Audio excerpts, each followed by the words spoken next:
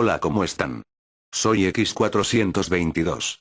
Y hoy vengo con una reseña que no se había dado en cuanto a Godzilla se refiere, y eso es a sus cómics. Godzilla, cuando inició su carrera en los cómics, lo hizo en Marvel por ahí de los 70, en donde tuvo una serie semanal llamada Godzilla, el rey de los monstruos, en donde combatía tanto a criaturas distintas a sus películas, como a héroes de la propia Marvel Comics, pero después de acabar su paso en Marvel pasó a manos de la Dark Horse, en donde mostraban, quizás un poco más de tanto fantasía, como horror y a su vez rareza en sus cómics.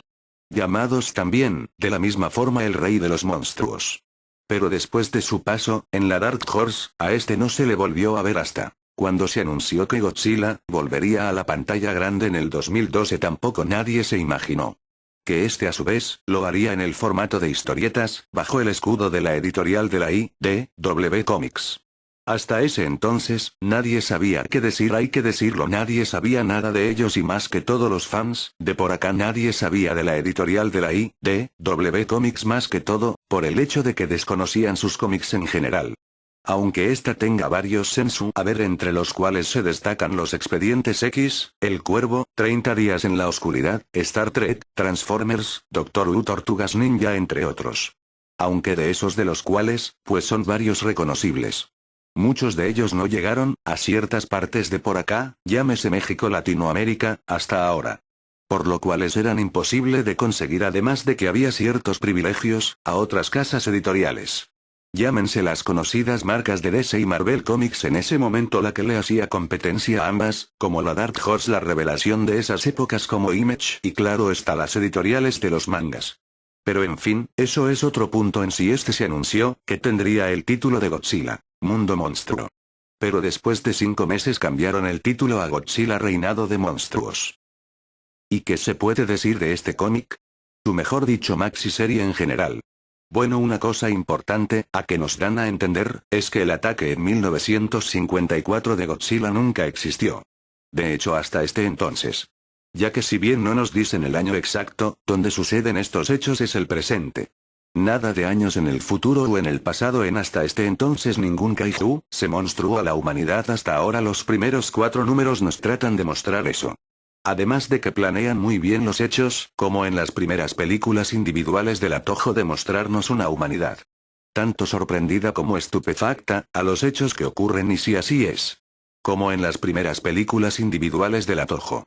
Olvídense de los duelos. De hecho, esto quizás fue una de las primeras pequeñas cosas en fallar de esta maxi serie. Otra cosa a destacar también, como dije, son los primeros 4 números iniciales, en donde podemos ver que los monstruos salen de la nada y la humanidad se asombra de estos.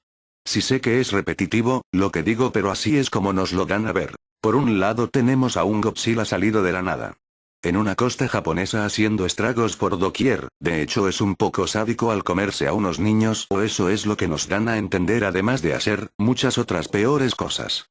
Pero este Godzilla no tiene aliento atómico, solo es un monstruo común y corriente. Claro, al cual no le afecta ningún arma militar, pero este obtiene su aliento al recibir el impacto de un misil nuclear. Pero en vez de matarlo, los hace temer a todos de su nueva capacidad. Lo mismo pasa con Anguirus, que sale de la nada igual que Godzilla. Aunque nos dan pistas de que él pudo ya haber atacado antes con Rodan. Su nacimiento es extraño, ya que en sí era solo un fósil común y corriente, y que de ahí salió su nuevo, en donde lo vemos comer y comer hasta crecer al tamaño que le conocemos. Quizás con el único personaje que tiene relevancia hasta este punto en estos 4 números es el nacimiento de Batra, el cual nació de un huevo encontrado por 2 gemelas hasta cierto punto incomprendidas y aisladas, pero eso cambia cuando descubren que éstas tienen un poder mental impresionante para su edad, y esto lo digo ya que tanto Batra como las gemelas toman un gran protagonismo en esta serie.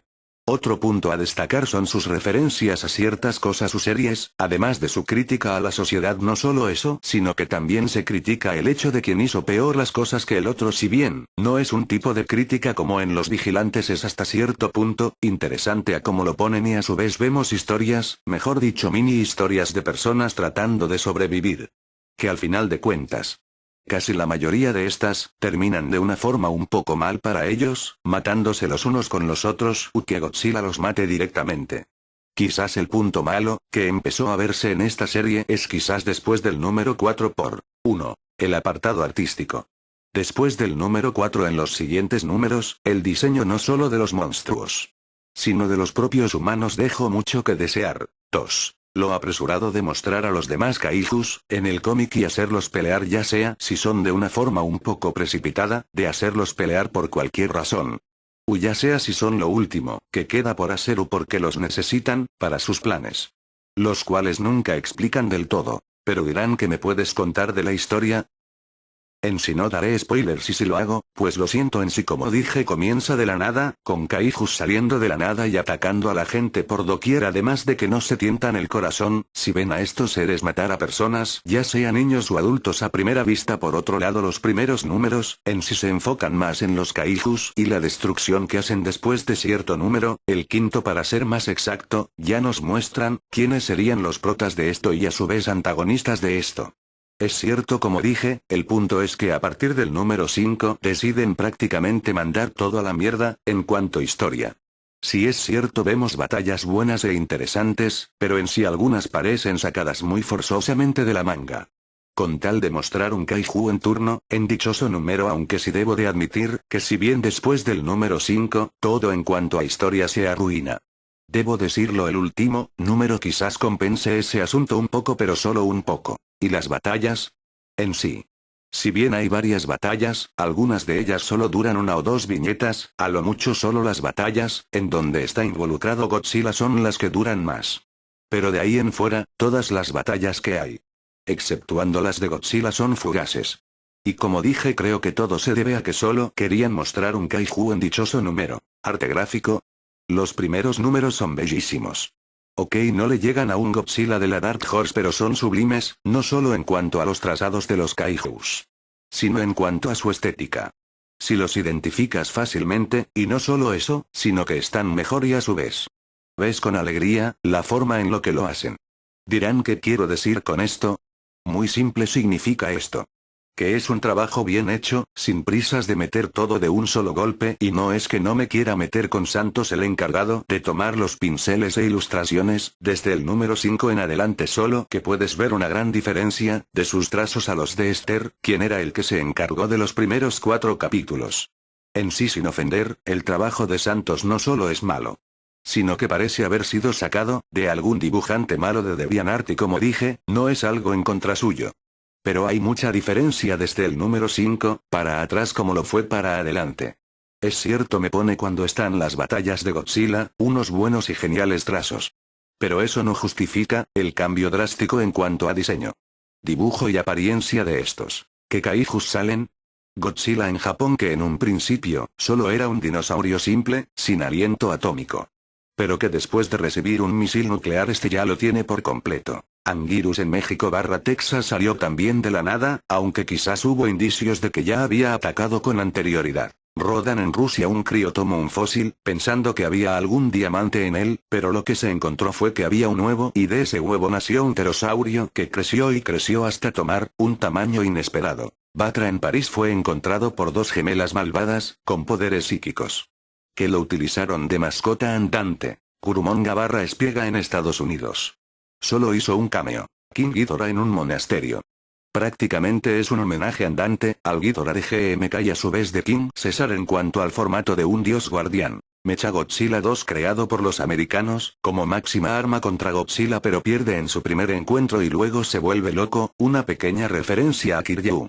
Para luego ser encontrado por los protas de esto, en el cual tendría un papel determinante al final. Space Godzilla en la luna hizo solo un cameo. En cuanto a los protagonistas, a partir del número 4 nos encontramos con que son un soldado llamado Steven Waltz y una niña de 10 años llamada Alie. En sí nos cuentan cómo Steve perdió todo por culpa de Godzilla. Y a su vez busca venganza de este en donde conoce a Alie, una niña que lo perdió todo también por aras del destino. Por otro lado, tenemos a las gemelas malvadas. Y no tienen nada que ver con las Shobijin de Mothra, que incluso salen en forma de cameo. Sino que son 2 niñas, con tremendos poderes capaces de controlar kaijus a su antojo, para hacerlos sus mascotas, además de poder hacer que sus víctimas vean sus peores temores sus objetivos. Ninguno, no planean conquistar la Tierra, ni nada de eso. Solo usan a los kaijus como mascotas. Y sí. Solo lo hacen, para jugar a destruir todo a su alrededor y conseguir lo que ellas quieren y nada más. También tenemos al presidente Odgen, que es claramente, una parodia a Barack Obama. Pero de ahí en adelante, no hay ninguno que destacar. ¿Qué podemos decir al final?